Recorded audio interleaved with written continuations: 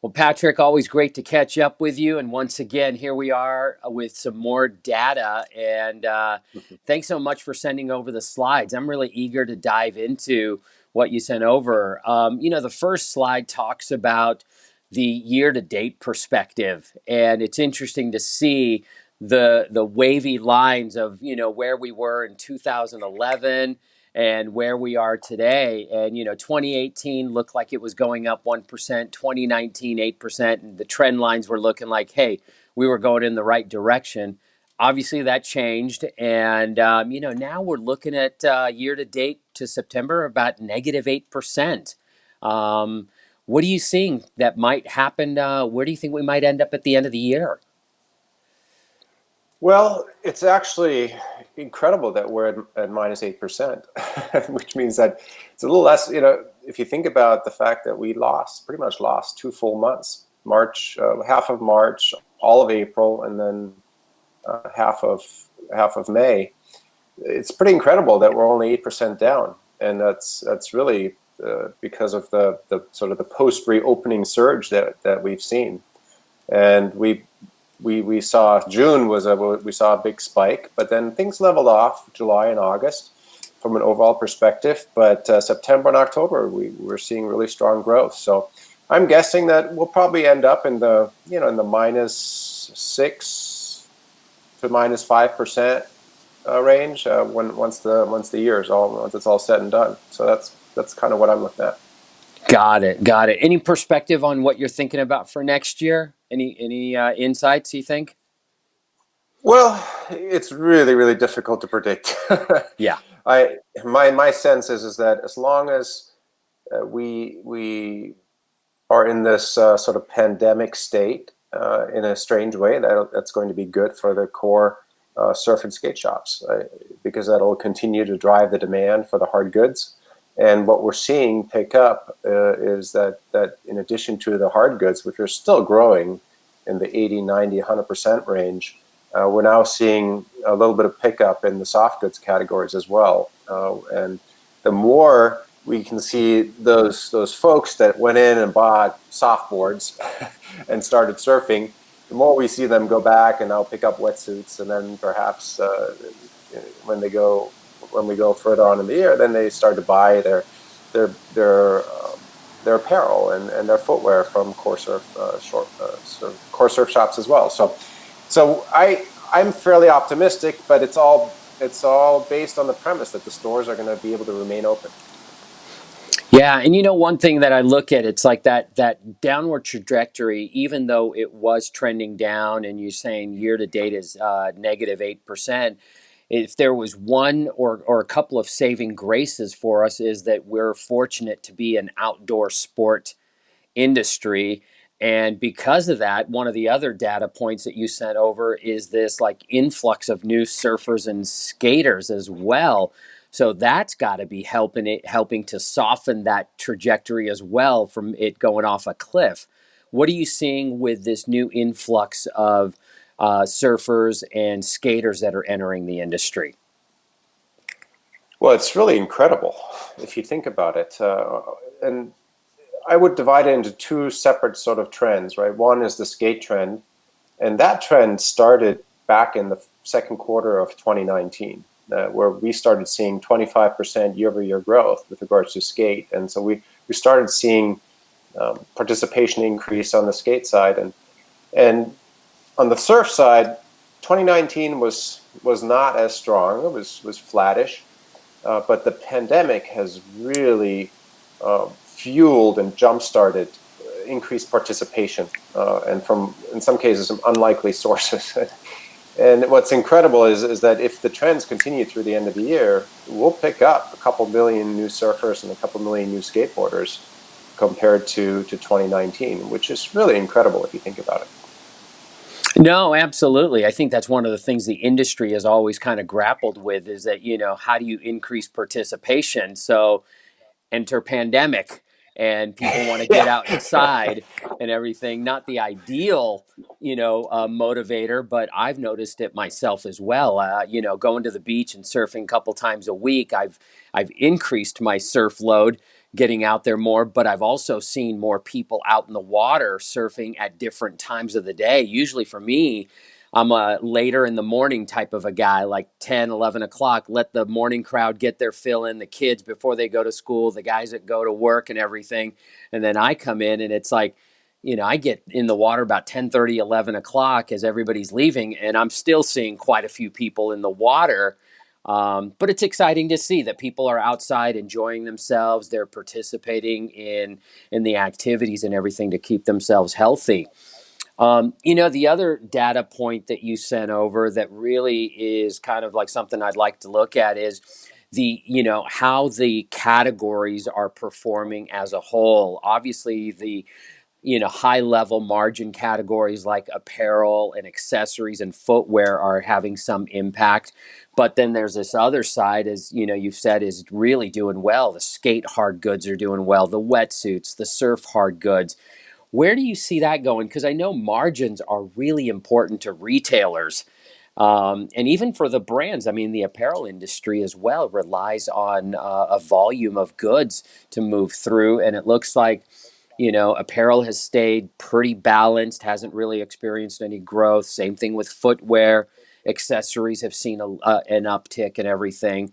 What do you think is happening there as a whole? Well, the trends are encouraging, right? If you look at it from a year-to-date through August perspective, there's a clear dichotomy where skate and surf hard goods were growing at a very rapid rate. And although historically the retailer margins have been fairly limited in those categories because of the demand. I mean, when you're growing 70, 80, 90, 100%, you can afford to increase your prices, and they've enjoyed better margins in those categories. Mm-hmm. And certainly what we've seen in September, we've definitely seen an uptick in footwear and apparel and accessories. We saw double-digit growth for all three categories, and margins that are very healthy. So what we saw in September was very encouraging. The preliminary numbers for October are again same kinds of trends for skate and surf hard goods.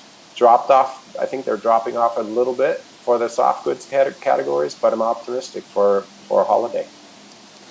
Got it. Let's look at the surf hard goods category. One of the things that I look at when I talk to retailers is there still a concern of inventory issues or supply versus demand? Because obviously the hard goods guys are going through the roof, and I've talked to a few companies who can't keep up. Their shelves are empty. They're not sure when they're going to replenish stock. What are you hearing out there from retailers being able to fill that inventory space? I think how do you plan for 90% growth? It's really, really difficult, because if you're wrong, right? If you carry too much and the demand stops for whatever reason, then you're sitting on a bunch of inventory. So I think it's striking the right balance between making sure that you have enough to satisfy some of the demand, but don't be afraid to chase a little bit as well. So I think that's what we're seeing, and I think certain brands they're in better position to fill the orders than others, but the inventory positions across the board are much lower than they were last year around this time. So retailers are still being cautious. Yeah.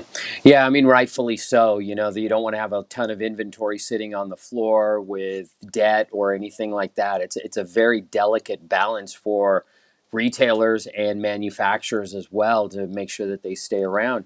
Are you seeing any indication of, besides the hard goods growth and everything, are you seeing any indication of like new entrepreneurial brands entering the market at all? Or is it still kind of just the same players who are experiencing growth? Because I know in the past, recessions have fueled new players to enter the market. But I don't know. Are you seeing any new players entering the market or anything? Well, it depends on how you define new. So we've definitely seen that the brands that are less established, that have less distribution, and I'm talking about brands that have been around but are just smaller, the Salty Crews of the world. where the Vislas of the world that are core brands, but are smaller or nimbler, and they've been able to really take advantage of the increased demand, and we're seeing a disproportionate increase of growth for those types of brands. We're also seeing an increase from what we call other brands. they're too small for us to break out because their distribution is so limited. But in aggregate, we report on them, and we're seeing that they're growing at a disproportionate rate. So that really speaks to what you're saying, which is that other brands, if you will, that there are new brands, that smaller brands that are entering the market, but they're too small for us to break out. But we're definitely seeing that the newer entrants, the smaller players, tend to be able to capitalize on the demand. At least that's what we've seen over the last few months. Got it.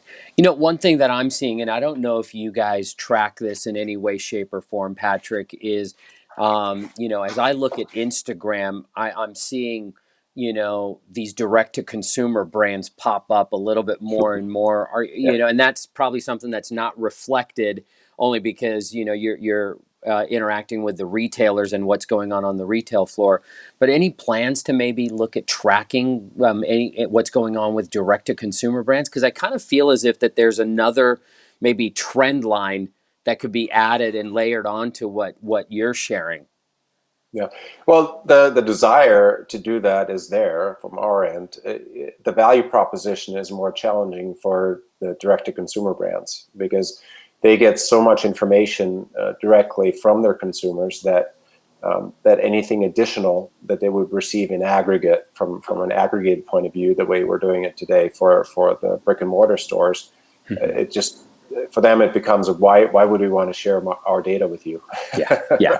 So we have the desire, and it would complement what we already report on. We get a fair amount of online sales through the retailers that share with us, but it doesn't capture a lot of the direct to consumer online business.